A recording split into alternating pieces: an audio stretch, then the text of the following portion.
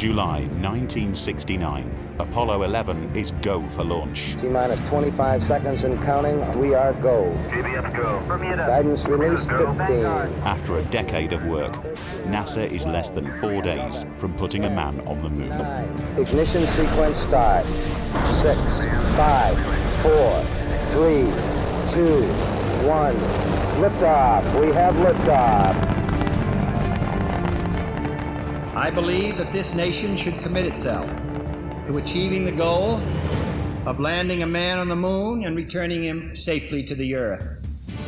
But in 1961, when Kennedy pledged to put a man on the moon, NASA had little idea of how to get there.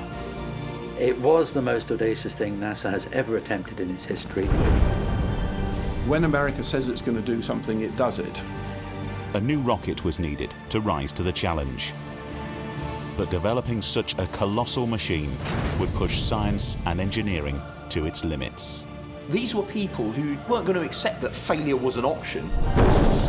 What they achieved is little short of remarkable. It is still the most powerful rocket ever built.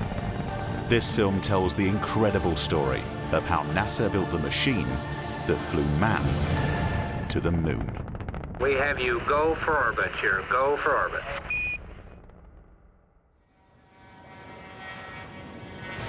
November 1961.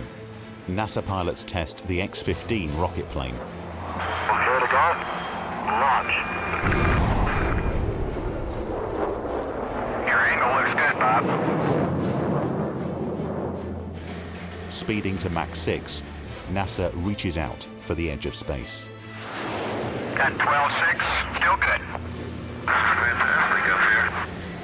But unbeknown to the American public, these rocketry milestones have been built on technology from an unlikely source.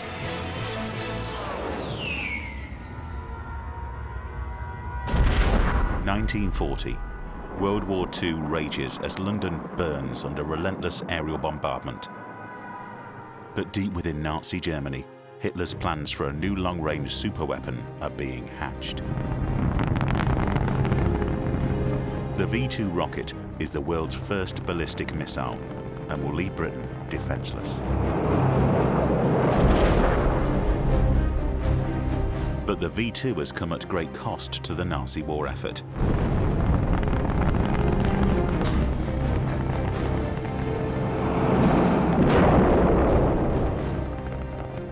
However, these early lessons in rocketry will mark the surprising first steps towards manned spaceflight. And the mastermind behind the V-2 rocket, scientist Wernher von Braun, will later become an unlikely giant of the American space program. At the end of the war, US agents capture over 100 German scientists, including von Braun, and recruit them to develop weapons for the US Army. The story of von Braun's arrival in the States dates back much further than that. It was very clear that the Allies were winning the war.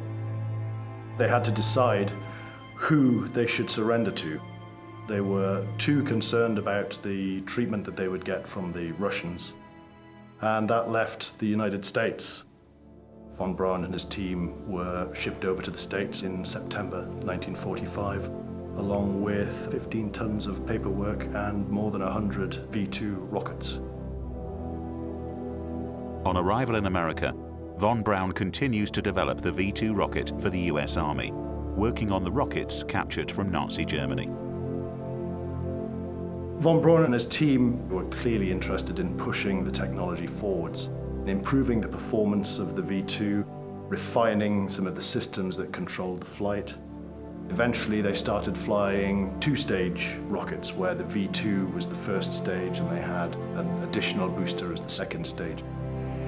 With this small young missile called the Whack Corporal, fresh out of Pasadena, California.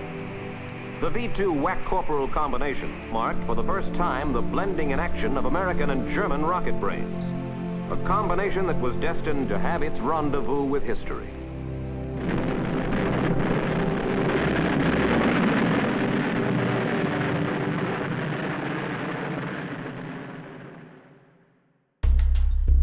As the Cold War gathers momentum, both superpowers realize the conflict will be won or lost on the power of technology.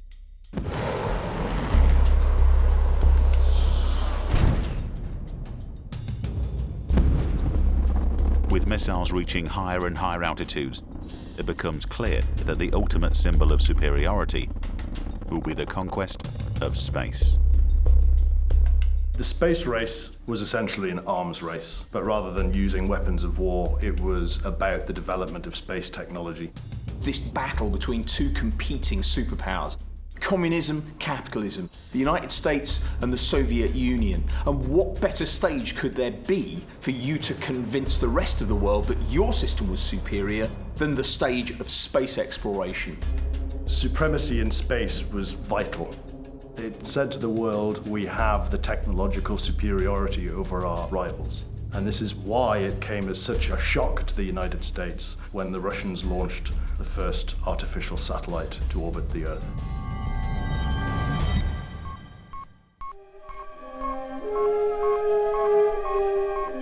All the people on this fast-shrinking planet heard about it.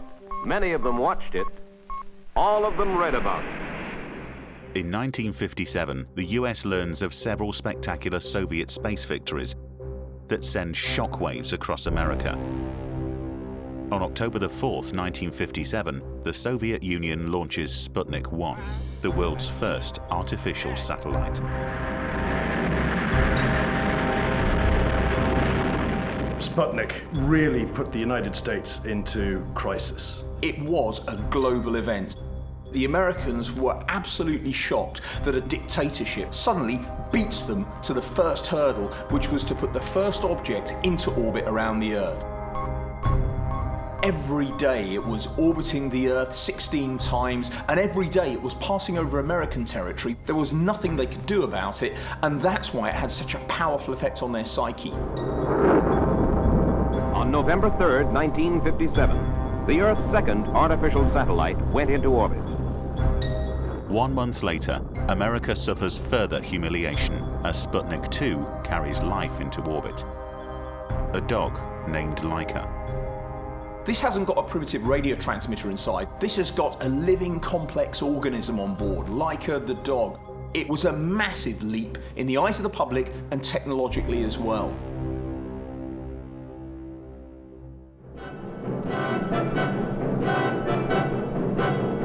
In desperation, the United States looked to the vanguard. Nearly 200 newsmen from all over the world were flown down for the big turkey shoot. And inside the blockhouse, the tension steadily mounted.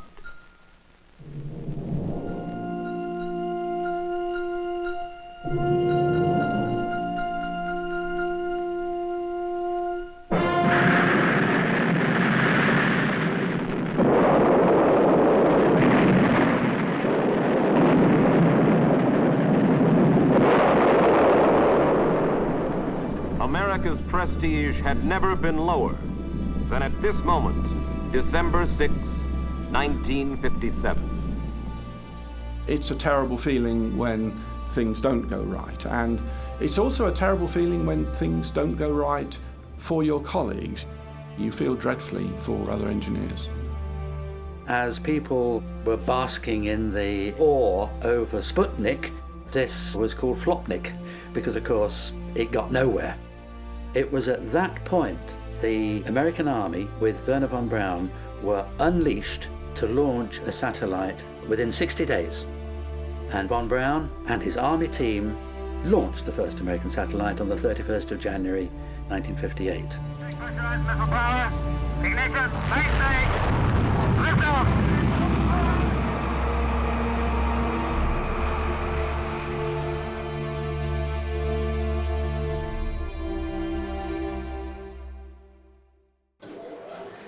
In 1958, Washington forms a research organization to accelerate an American space program.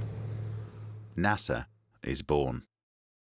Von Braun was enveloped within this expanding NASA organization that hoovered up all of those different departments of Air Force, Army, and civilian activities to create the infrastructure that could mobilize major programs. Von Braun and his men immediately begin work on a heavy lift vehicle that they believe will give America the lead in the space race. Having stumbled at every hurdle in the race, there was further humiliation for the United States with the launch of Yuri Gagarin. He was the first human being to orbit the Earth, and that's all he did. One complete orbit and then lands successfully. I say that's all he did, but we need to remember, of course, that every second he was traveling 5 miles. And he landed as a global hero. He was feted by the Soviet Union as a triumph of what was possible under a communist society. It really put a lot of pressure on the White House. How could you have let our country fall behind so badly? How could it be possible that the Russians could launch an artificial satellite and then secondly launch a human being? So the Americans felt this very, very deeply indeed. Kennedy said at the time, we're going to have to take more hits before we pull ahead. And that was the view, simply head down, focus, keep going. 1 month later, the United States responds with Project Mercury and launches astronaut Alan Shepard to become America's first man in space. Your attention, please. On my mark, T-minus 15 minutes. T-minus 15 minutes and counting.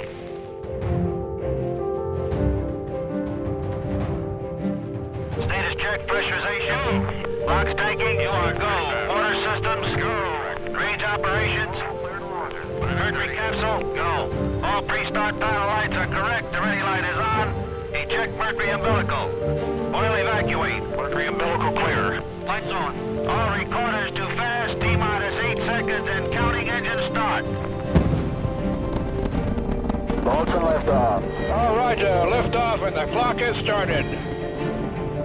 This is Freedom 7, reading you loud and clear. Control is smooth.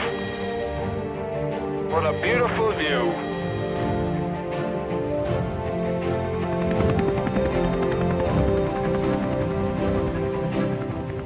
Although Shepard's flight is a success, President Kennedy believes America must now show the world they can supersede all Soviet achievements. President Kennedy begins a tour of 4 space installations at Huntsville, Alabama, where he is greeted by Dr. Wernher von Braun, space pioneer and director of this research and development center. I believe that this nation should commit itself to achieving the goal, before this decade is out, of landing a man on the moon and returning him safely to the Earth. No single space project in this period will be more impressive to mankind or more important for the long-range exploration of space, and none will be so difficult or expensive to accomplish. Godspeed, John Glenn. Roger, 0G, and I feel fine. Oh, that view is tremendous. Kennedy's pledge will inspire the American people, calm hysteria, and unite an army of engineers to take up his challenge.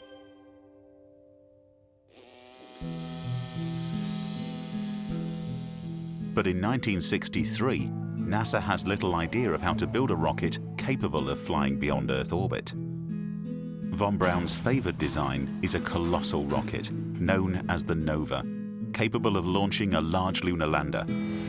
This heavy spacecraft would fly directly to the moon to land on its surface before returning to Earth.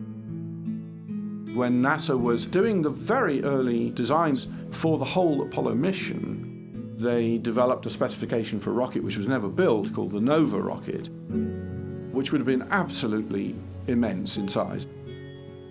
The whole front end of which would have been a spacecraft weighing about 45 or 50 tons. This would have been such a colossal spacecraft with such weight that people did not know even if the surface of the moon was sufficient to support the weight of such a colossal stage.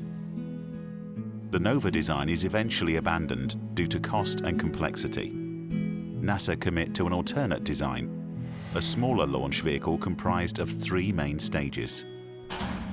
Consisting of fuel tanks and engines, each individual stage will burn at a specific time during launch. This stage design allows the heavy fuel tanks and engines to be discarded once used up, reducing the weight of the rocket as it climbs higher. This rocket will become an iconic symbol of the Apollo program, the mighty Saturn V. The Saturn V will send a small Apollo spacecraft to the Moon. Unlike Nova, the Apollo spacecraft will be made of 2 modules, with only a lightweight lander descending to the Moon's surface. This lander can then rendezvous with the main spacecraft and return to Earth.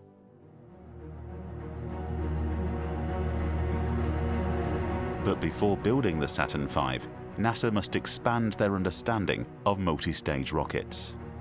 Work begins immediately on the Saturn I, a smaller test vehicle needed for trialing stage designs.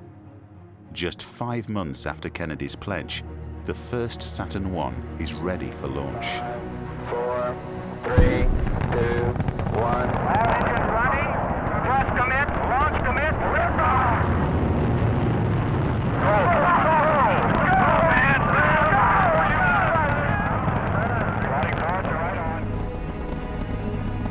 Over the next 4 years, NASA successfully launches a total of 10 Saturn I rockets, helping perfect the liquid fuel dynamics and multi-stage designs needed for the larger Saturn V.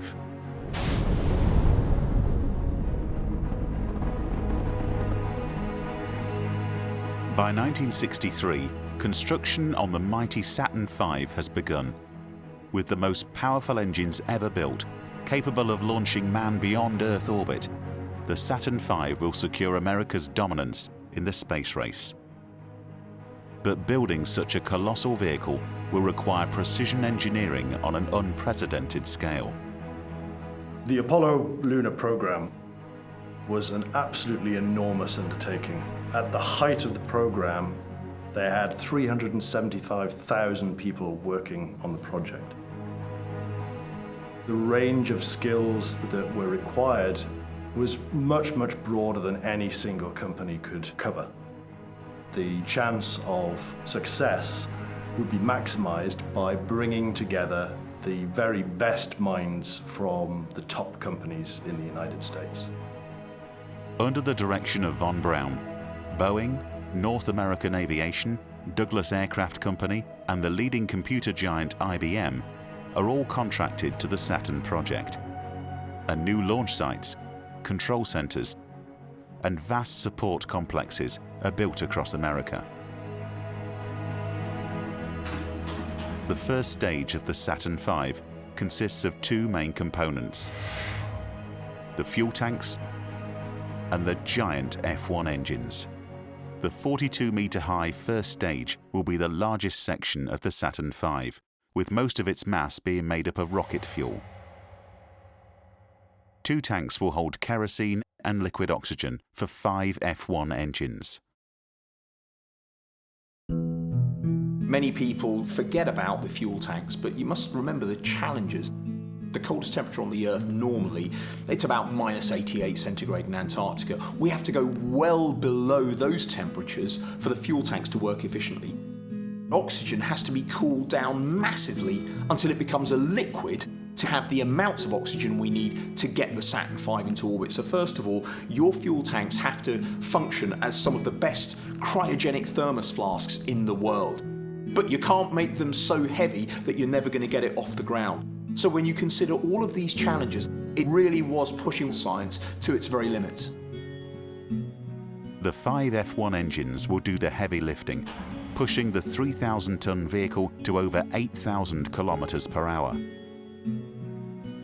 When you think about the Saturn V, the mind boggles. But it wasn't going to go anywhere unless it had the right power plant, and this is where the F1 engine came in. Each of its engines could produce more than 620 tons of thrust. The F1 has actually been in development since 1955, but a cluster of 5 engines needed for the first stage will push current technology to its limits. But during testing, a discovery is made that threatens the entire Apollo mission. One of the biggest problems they faced was the issue of combustion instability.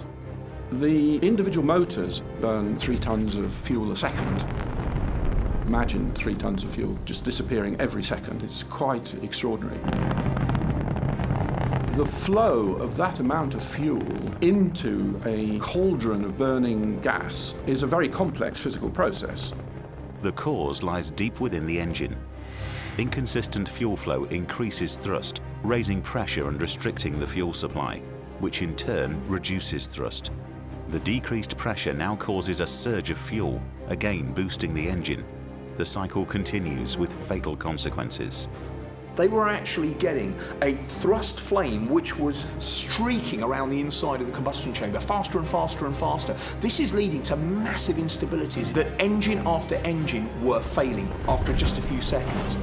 And believe me, when an engine of the power of the F1 fails, it does so spectacularly and catastrophically.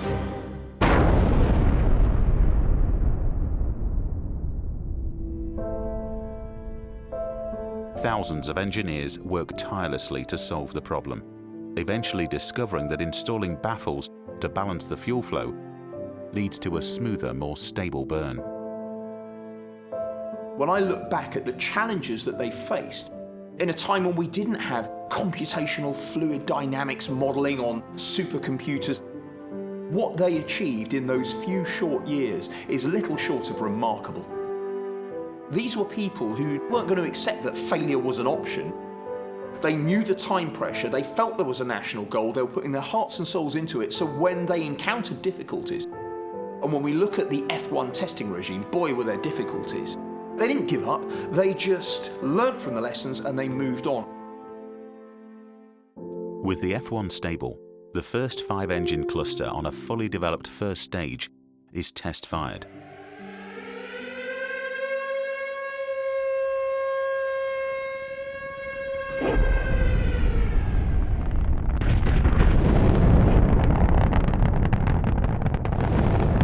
Collectively, the 5 engines now produce an astounding 7.5 million pounds of thrust, meeting von Braun's original specifications. The 4 outer engines are then fitted on gimbals to direct their thrust for in-flight course corrections. It's the nearest thing you can see to an explosion that isn't quite an explosion. It's quite stupendous to see something that is so nearly out of control and yet being controlled so precisely. It's that balance that makes you respect the people who can design and build equipment like that. Although the F1 engines will only burn for 2.5 minutes, they are a feat of engineering, and to this day remain the most powerful single-chamber liquid-fueled rocket engines ever built.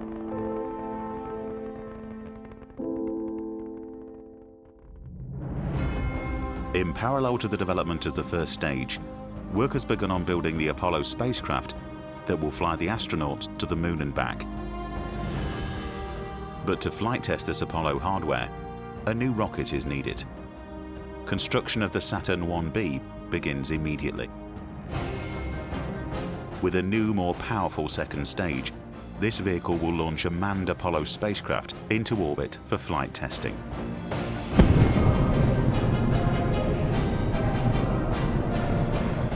NASA selects 16 new astronauts for 10 pioneering manned missions, named Project Gemini. Gemini will develop the techniques critical to the future success of a lunar mission. With the space program gathering momentum, the American people share a new sense of optimism. But one day in 1963, everything changes. Things are rather confused at this moment. Shots definitely were fired at the presidential motorcade as it passed through downtown Dallas.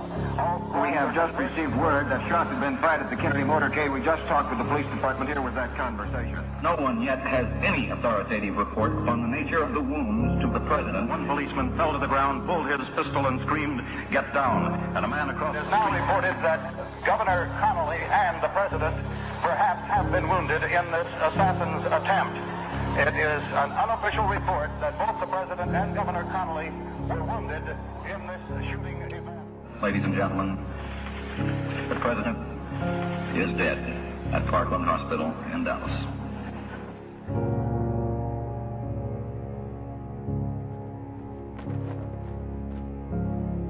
There at the time, you could feel it. A terrible sense of loss.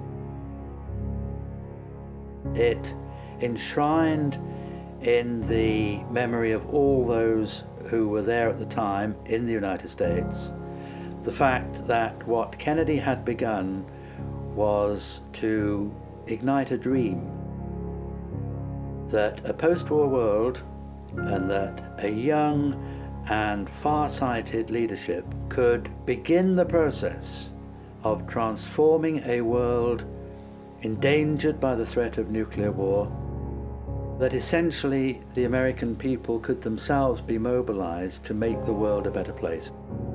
But instead of creating a demoralization, it brought a response of an absolute, resolute determination that come what may, they would get Americans on the moon by the end of the decade.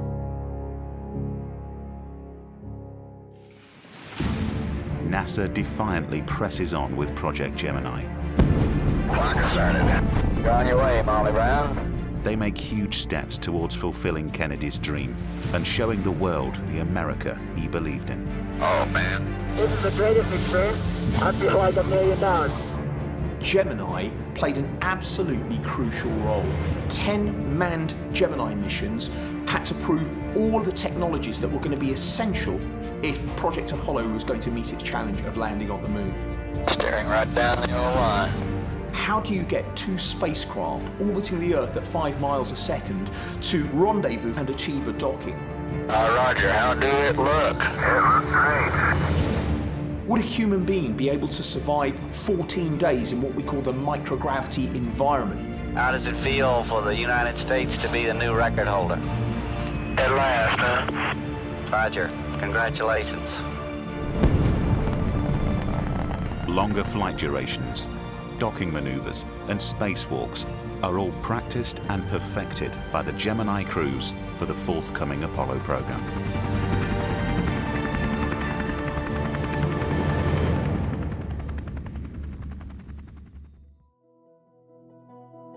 Construction of the Saturn V's third stage is well underway at the Douglas Aircraft Company. Stage 3 has two main roles, requiring its single J2 engine to fire twice. The engine will first boost the spacecraft into Earth orbit, and later reignite, setting the ship on course for the moon. But during J2 testing, engineers encounter another serious engine problem. The entire assembly exploded, destroying the motor and damaging the test stand very severely. The spherical tanks designed to pressurize the fuel system had ruptured, so a weld had failed, and the shrapnel created an enormous explosion that destroyed the motor and also seriously damaged the test stand. In subsequent investigations, it was found that the weld for that sphere was out of specification, and in combination with multiple tests of overpressuring the sphere, the assembly had weakened and led to that failure. Welding the fuel tanks of the Saturn V has proved to be a major challenge. Sophisticated modifications are made to equipment in order to produce the flawless welds needed to withstand the extreme in-flight stresses. All welds are inspected and subject to a new policy of over-testing to destruction.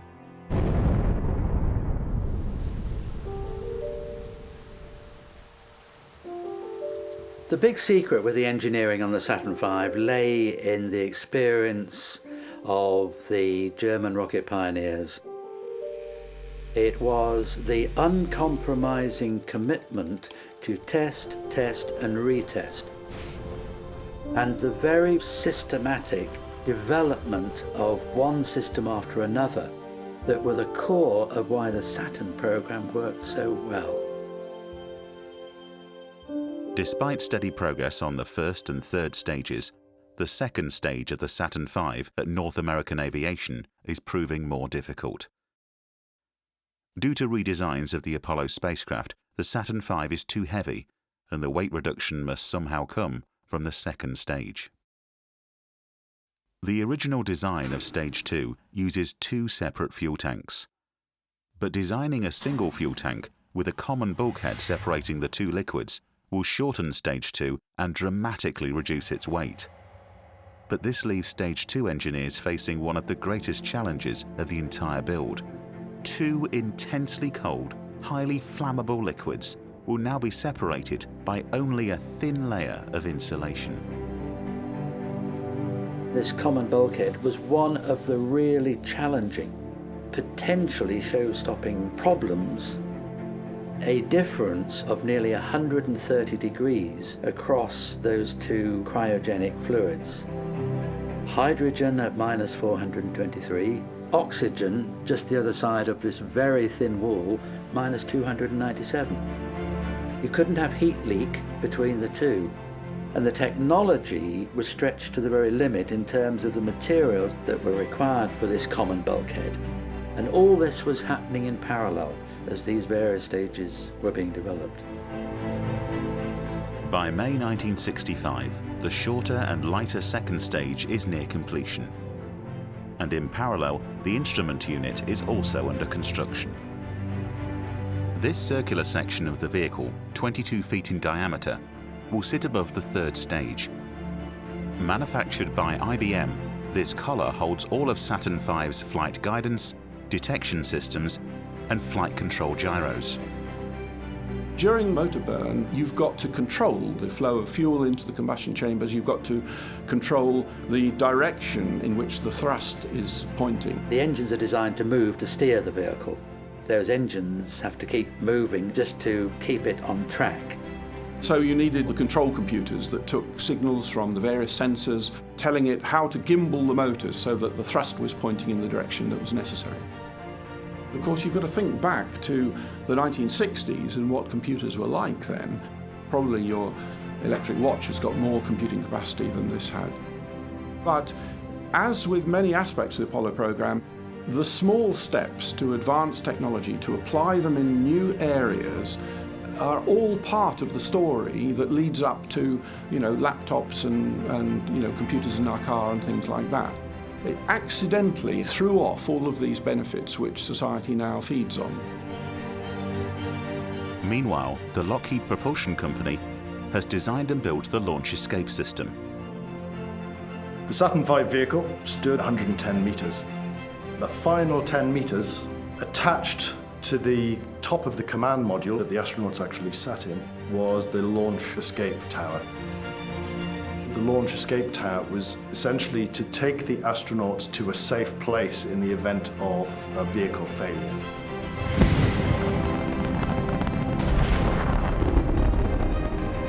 The rocket motor would pull the command module containing the astronauts away from the rocket, and it would divert them out towards the sea. And the command module would come down into the water under its parachutes. With the astronauts out of harm's way, they can be recovered by the US Navy.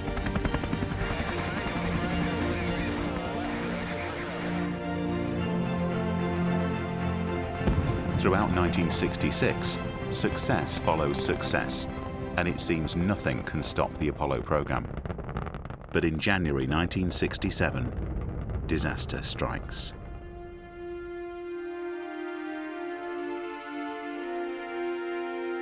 Astronauts Gus Grissom, Ed White, and Roger Chaffee board a Saturn 1B for a routine static launch test. Once locked inside the capsule, a fire breaks out. In the pure oxygen environment, the fire flashes through the spacecraft, killing the trapped astronauts in seconds. The Apollo fire was a shock. The expectation was that we would have difficulties and problems. There was no realization that within the design of the spacecraft itself, lay deeply embedded serious engineering design flaws. And so the shock was a deeply incisive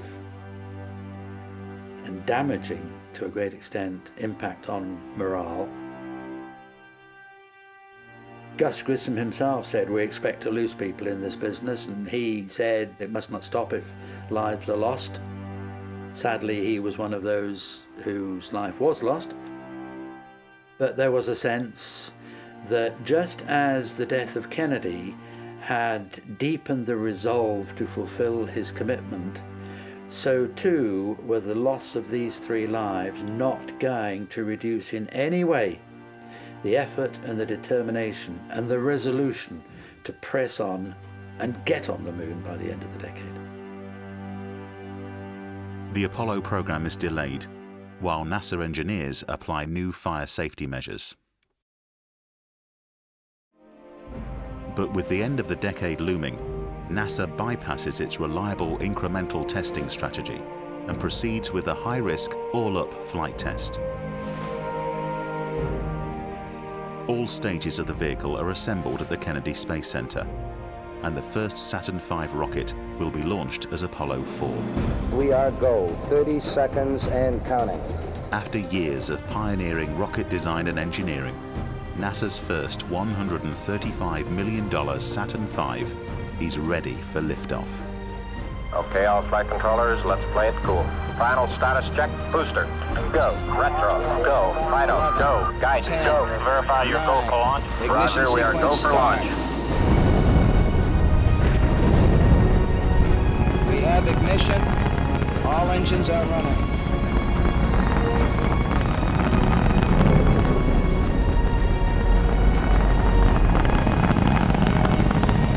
We have liftoff. We have liftoff at 7 a.m. Eastern Standard Time.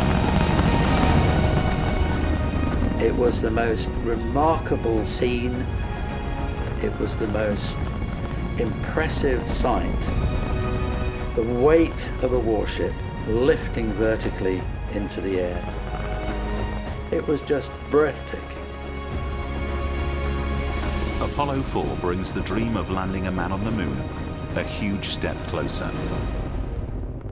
But before astronauts can pilot the mighty Saturn V, further testing must take place.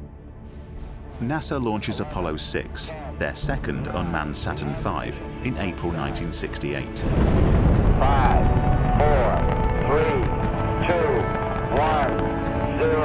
We have commenced. We have liftoff. Liftoff at 7 a.m. Eastern Standard Time. 5 seconds into the flight, we're looking good. Pitch and roll program started. Our vehicle going now to an azimuth heading of 72 degrees. All 5 F1 engines firing, looking good. Given a green light at this time from range safety. NASA expects another perfect flight, but shortly after launch, the Saturn V starts shaking violently. If these vibrations continue, the vehicle will break itself apart. The vibration is known as pogo. NASA engineers have encountered pogo before, but never on this scale. Pogo is essentially a vibration that occurs along the rocket. It's created by the motion of the rocket changing the way that fuel flows along the fuel lines, which then varies the thrust. And it can become so violent that it actually destroys the vehicle. As the first stage burn ends, the vibrations subside. But the damage caused is about to become clear. 4 minutes into the second stage burn, 2 of the J2 engines lose power and shut down. We have a report of a loss of engines 2 and 3. With 2 engines out, NASA prepares for a mission abort. But the remaining engines gimbal to correct the trajectory, and the rocket just reaches orbit. After this precarious flight, NASA investigates the pogo problem. Engineers discover the pogo vibrations ruptured a fuel line, causing the engines to fail. Apollo 6 flight data also reveals that astronauts would not have survived the violent vibrations had they been on board. NASA must stop Pogo. At one point in time, NASA had about 1,000 engineers working on the Pogo problem. NASA decided that the Pogo suppression systems that had been developed but hadn't been fitted because of the complexity and the cost and delays that they would have caused should then be fitted to all subsequent Saturn Vs. Although engineers fit suppression measures to the first stage F1 engines, it will be several manned missions before they address the severe pogo of the second stage J2s. In October 1968, astronauts Isley, Schirra and Cunningham fly aboard a Saturn V on Apollo 7, the first manned mission of the program. Thrust is okay. And on the old button. Roll. Roger, roll. We have you go for orbit here. Go for orbit. They give the Apollo spacecraft a comprehensive system checkout in orbit. Roger. Good morning to everyone in television land. 3, 2, 1, mark. Houston is go for the burn. We're burning. The rates are good. It's a good burn. We go. Beautiful job. All hardware works perfectly, and the stage is set for further exploration. December 1968. NASA chases Kennedy's deadline with Apollo 8. Apollo 8 will be both the first manned flight of the Saturn V and the first time man will attempt to fly beyond Earth orbit to the moon. It was the most audacious thing NASA has ever attempted in its history. The challenge was not just to go to the moon, but to get back again. Apollo 8 was arguably the boldest decision that NASA has ever made in the history of human spaceflight. After years of design, development and testing, the Saturn V is handed over to the crew of Apollo 8. Astronauts Anders, Lovell and Borman. Our status board indicates that all aspects are ready, spacecraft ready, as we come up on the 60-second mark on a flight to the moon. T-minus 15, 14, 13, 12, 11, 10, 9. We have ignition sequence start. The engines are on. 4, 3, 2, 1. We have commit. We have liftoff. Clock starts, right? Roger, clock. Full power! Copy tower. Houston copies. Any big rocket launch is an assault on all your senses. It rattles the fillings in your teeth. I mean, it literally shakes you internally. The knowledge of where the vehicle was going and the hopes that were contained not just within the 3 people on board and not just within the thousands of people who worked on the program, but within the spirit of humanity that Project Apollo represented. Apollo 8, Houston, trajectory and guidance look good, over. Here we were, leaving Earth and breaking that bond with our home planet to place men within the gravitational grip of another world in space. My body was full of goosebumps. Apollo 8, you are go for TLI, over. We're go for TLI. When that third stage was relit to head toward the moon, to see the velocity going up and up and up and up and up, the counters on the consoles, it was awesome.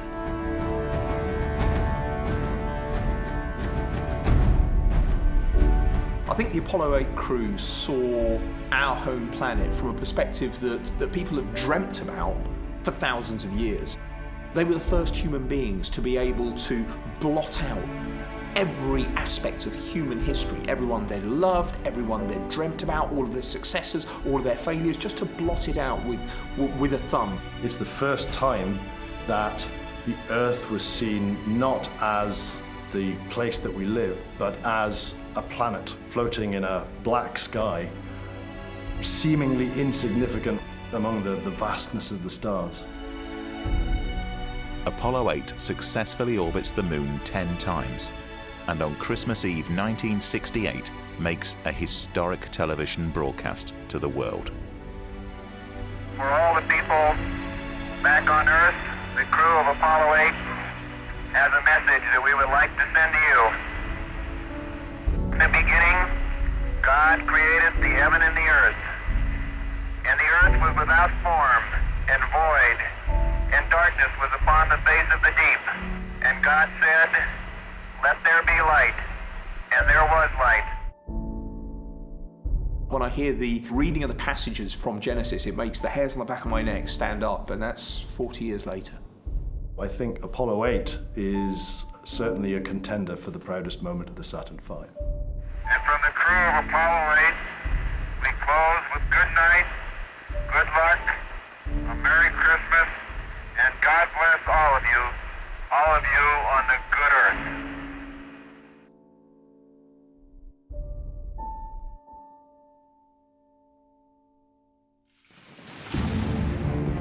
Now with a fully functioning Saturn V, NASA accelerates towards a moon landing. In March 1969, Apollo 9 orbits the Earth for 10 days, conducting the first manned flight test of the lunar module. 3, 2, 1, red fire. Mission confirmed. 2 months later, Apollo 10 returns to the moon to practice landing procedures, flying the lunar module just 8 miles above the surface. We is down among us, Charlie. Roger, I hear you weaving your way up the freeway. It might sound corny, but the view is really out of this world. With all testing complete, the stage is now set to attempt a lunar landing. July 16, 1969, Apollo 11 astronauts Armstrong, Aldrin, and Collins board their Saturn V. We are go. 20 seconds. Let's go. TBM. TBM, go. 11, 10, 9. We have ignition sequence start. 6, 5, 4, 3, 2, 1. All engine running.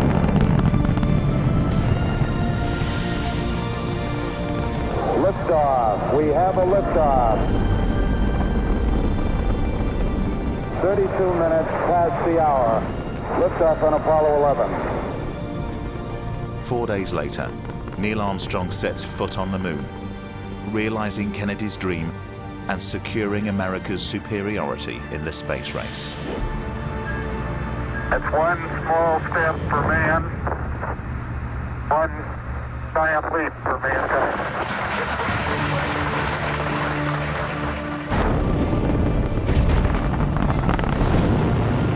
For the next 6 missions, the Saturn V maintains its 100% record.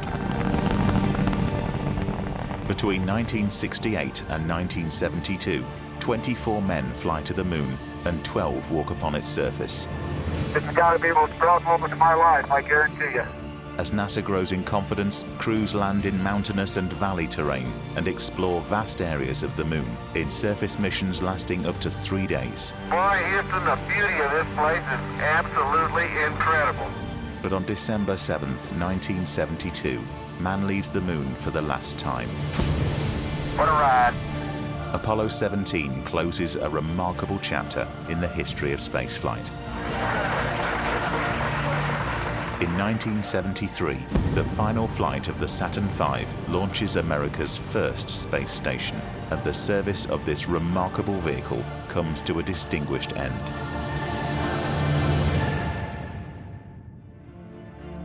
The legacy of the Saturn V is the number of scientists and engineers and teachers who were inspired by the sight of that magnificent, outrageous rocket standing on the launch pad.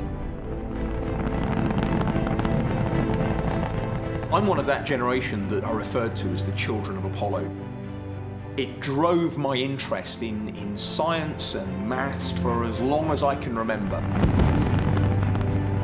Saturn V was a totally remarkable vehicle.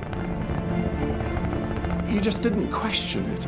It was a pinnacle of engineering and a pinnacle of man's defiance of the laws of nature, almost. You know, I can do what I want, get out of the way. It is still the most powerful rocket ever launched from the surface of the Earth.